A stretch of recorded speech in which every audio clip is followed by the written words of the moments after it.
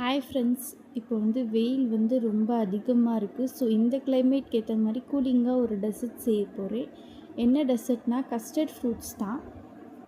எனக்கு தெரிஞ்சு திருச்சி அண்ட் மதுரை 2 இடத்துலையும் வெயில் அதிகமாக தான் இருக்குது. ஸோ உங்கள் ஊரில் வெயில் எப்படி இருக்குன்னு கமெண்ட் பண்ணுங்கள்.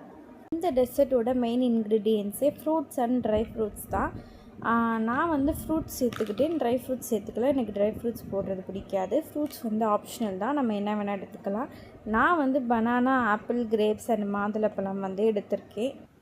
ஃபஸ்ட்டு எல்லா ஃப்ரூட்ஸையும் நல்லா வாஷ் பண்ணிக்கிட்டேன். தென் ஃப்ரூட்ஸை குட்டி குட்டியாக கட் பண்ணி வச்சுக்க போகிறேன். நான் ஏதாச்சும் குக் பண்ணாலோ இல்லை செய்ய ஆரம்பித்தாலோ என் பையன் ஃபஸ்ட் ஆளாக டேஸ்ட் பண்ண வெயிட் பண்ணிக்கிட்டு இருப்பான். அப்புறம் அவனுக்கு ஸ்நாக்ஸ் கொடுத்து டைவர்ட் பண்ணி உட்கார வச்சுட்டு ரிட்டன் ஃப்ரூட்ஸ் கட் பண்ண ஆரம்பிச்சிட்டேன். ஆல்ரெடி ஃப்ரூட்ஸ் கட் பண்ணிக்கிட்டு இருக்கும் போதே அவன் திங்ஸ் எல்லாம் வச்சு விளாண்டுக்கிட்டு இருந்தான். ஸோ என்ன பண்ணி வச்சுருக்கான்னு போய் பார்த்தா தான் அவனோட திங்ஸ் எல்லாம் கொண்டு அங்கங்கே போட்டு வச்சுட்டு போயிருக்கான் அவன். நான் கிச்சனில் இருக்கிறத பார்த்தாலே போதும், அவன் எங்கே இருந்தாலும் ஓடி வந்துடுவான். தேவையான அளவு ஃப்ரூட்ஸ் எல்லாம் எடுத்திருக்கேன்.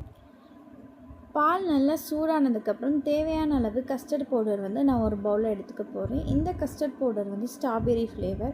இதில் நம்ம பால் போட்டு நல்லா கட்டி ஆகாமல் நல்லா லிக்விடாக இருக்கிற மாதிரி ஸ்பூனை வச்சு மிக்ஸ் பண்ணிக்கிட்டே இருக்கணும். இந்த பாலோட லெவல் நல்லா சூடாக இல்லாமல் நார்மல் லெவலில் இருக்கணும். ஸோ இந்த ஸ்பூனை வச்சு நான் தேவையான அளவு பாலும் கஸ்டர்ட் பவுடர் போட்டது நல்லா மிக்ஸ் பண்ணி எடுத்துக்கிட்டேன். இப்போ இது ரெடி ஆகிடுச்சு. ஸோ நான் சூடு பண்ணி வச்சுருந்த பாலை இதை ஆட் பண்ணி நல்லா மிக்ஸ் பண்ணிவிட்டு கொஞ்சம் நேரம் சிம்மில் வச்சு இந்த பால் திக்காகிற அளவுக்கு நான் சூடு பண்ணிக்க போகிறேன். இதில் நான் ஃப்ரெஷ் க்ரீம் ஆட் பண்ணியிருக்கேன். இது ஆட் பண்ணுறது ஆப்ஷனல் தான். நல்லா திக்காக சூடானதுக்கப்புறம் இதை வேறு ஒரு பவுலில் மாற்றிட்டு கொஞ்சம் நேரம் ஃப்ரிட்ஜில் வச்சு சூடெல்லாம் போனதுக்கப்புறம் நல்லா கூலிங்காக இருக்கும்போது நான் ஃப்ரூட்ஸ் எல்லாம் சேர்த்துக்கிட்டேன்.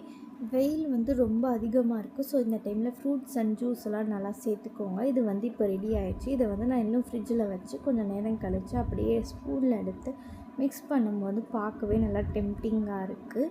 மறக்காமல் சப்ஸ்கிரைப் பண்ணிக்கோங்க. அண்ட் இந்த வீடியோ உங்களுக்கு பிடிச்சிருந்தா லைக் பண்ணுங்கள், ஷேர் பண்ணுங்கள். அதை அப்படியே ஒரு பவுலுக்கு ட்ரான்ஸ்ஃபர் பண்ணி டேஸ்ட் பார்த்தாச்சு.